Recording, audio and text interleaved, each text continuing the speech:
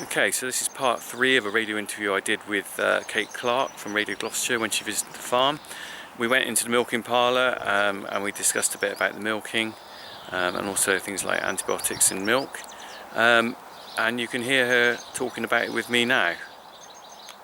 Let's now hear from Richard Cornock once again, otherwise known as the Funky Farmer. You can find his videos, his vlogs on his YouTube channel. Just type in youtube.com and search for the Funky Farmer. Well, he's been showing me around the dairy farm that he manages with his family down in Titherington near Wootton under Edge. And the cows have been called in for milking, and now we're going to hear about the process and what it's all about. Right. Last one in the yard, she didn't want to go in too quick. 485. 485. She's an old one actually, because all the freeze branding on their backs is to match their ear tag. Yeah. Can you see they've all got an ear tag on? And we do it the freeze branding the same number as the tag. So 485 tells me that she's quite old, whereas some of the other ones are higher numbers, sort of like 900 or something. So she could be 6 or 7 years old, that one, which for a dairy farm is quite old, because we do tend to keep our cows quite a long time because we're old school really. And what is the lifespan of a milking cow? Well, it all depends really how they...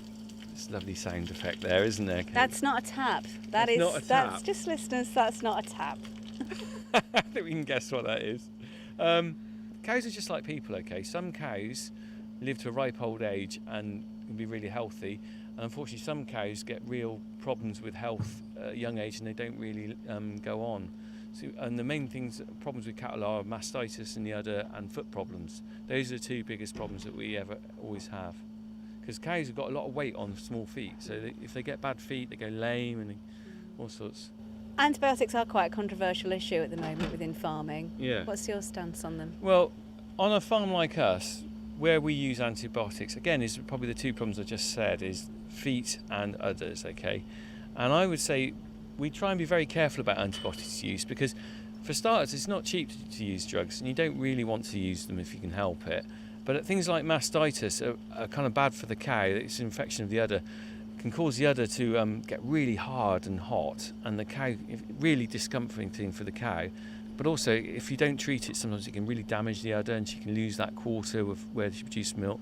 So what we do is we tend to treat it, but if we can, we try and find out what we're going to treat it with. So we send a milk sample to the vet and they can analyse that and tell you what antibiotic is best to use with that particular bug. So in that way we try and not just willy-nilly chuck in antibiotics, because that's that's just going to lead to a lot of problems, isn't it? I think maybe the farming industry is exactly the same as people, is that we've all been used to using antibiotics and gone, oh, just give her a jab quick. And realistically it's going to catch up with us if we're not more careful in the future. So where are we going now? Into the milking parlour, Kate. Here we go. Do I have to wear something strange? Well, you can do if you like. That's just your own personal preference. I don't know what you normally wear. Very old-fashioned milking parlour. This is called an abreast milking parlour. You won't see many of these. So the cows are lined up. There's 6 in here, and they're abreast because you can go side by side by them. We're right by the bulk tank there. You can just see the milk going in there now. Look at that.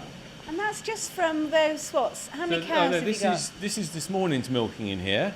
And I'm guessing, because we're not a very big farm, we're only milking about 70 cows. At the moment there's probably about 600 litres in there, and we'll put another 600 in there this afternoon. And that's, as you can hear, the paddles just come on, it's cooling it down. So that'll be cooled down to about 3 degrees. But if we go in the parlour here, we got Dave in the milking parlour after we got the cows in. We've got Dave, who you met in the last programme. Dave's here again doing a bit of relief milking here. Hi Dave. All right, Dave. All right. He's just putting the units on 602. Do you know, we used to have someone who used to come here, used to get the lottery numbers off the back of the numbers of our cows. They used to pick 6 cows that came in and take the numbers off of the cows for their lottery every week. Did he ever win? Is that why he's not here? Well, I never saw them again, so maybe they are in Barbados. Yeah. But you can see here, as they're going, that one's just started. Dave's about to take the unit off that one there. So how many litres or pints has she just produced? I think she's about 20 litres on that one. You usually get a bit more in the morning than do the afternoon because they've been outside a bit longer. It all depends on what stage in their lactation they are. If they're not long after calving, they're giving more milk. If they've calved, say, 4 or 5 months, then the milk starts going off a bit until the point where actually we do a thing where we dry them off and we stop milking them. and they have a rest period before they might calve again.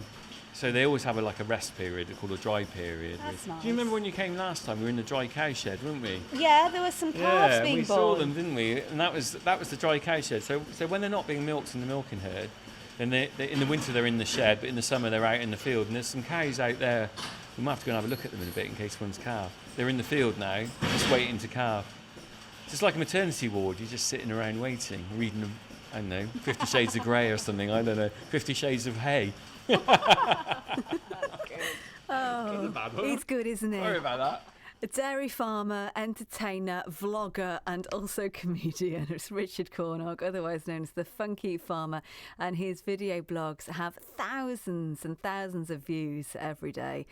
You can find him also on Facebook, the Funky Farmer. We'll be back then with him down on his farm in Titherington in an hour's time, and we'll be in the maternity field with one cow that really did look ready to pop.